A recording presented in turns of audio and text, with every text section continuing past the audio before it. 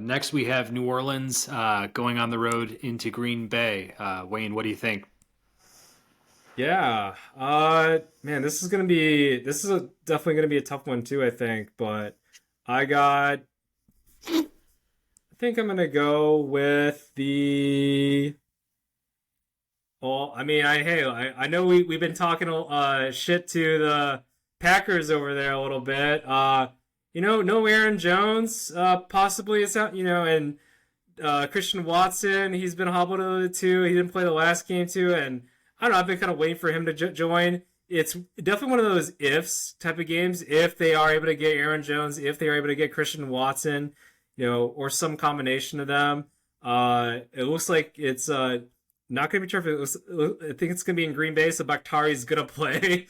I don't know if anybody's ever seen those conversations with Matt LaFleur. He seems really pissed off about Bakhtari not playing on non-turf or whatever. So uh, that the big ifs to watch with regards to at least Aaron Jones and Christian Watson. But if they get at least one of those players, I think that they can win and defeat uh, the Saints here.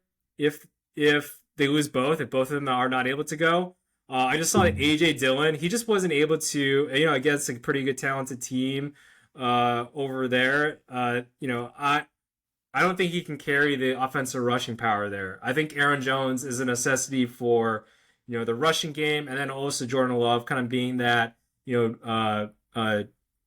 change of pace type of running back compared to AJ Dillon. So I'll preface all that saying maybe I'm betting that Aaron Jones and Watson don't play, and then I'm going to pick the Saints here. So that's all the caveats. That's who my pick is, or my official pick for all the record keeping that we're doing. Gotcha. I think the Saints are a superior team. Don't get me wrong. I think by year's end, they're going to have the better record. I am struggling with them being a 3-0 team after just edging out the Titans and the Panthers in consecutive weeks, especially when you're at home. I feel like you should probably step on their necks just a little bit harder there if you're really going to be like a strong playoff team. Green Bay, for what it's worth, I mean, I didn't think much of them going into this year. Obviously, took care of the Bears in short order. Played a very competitive game on the road against the Falcons, who I think we have a little bit more respect for now. I think just going back home, resetting just a bit, having a chance to kind of build bonds with Dobbs, Jaden Reed, others, if it's not going to be, Christian Watson or, maybe Aaron Jones not making that comeback as well. I think they've got enough team there, at least maybe on the offensive side of the ball, to make this one competitive. I think both defenses for these teams have been pretty strong off the bat.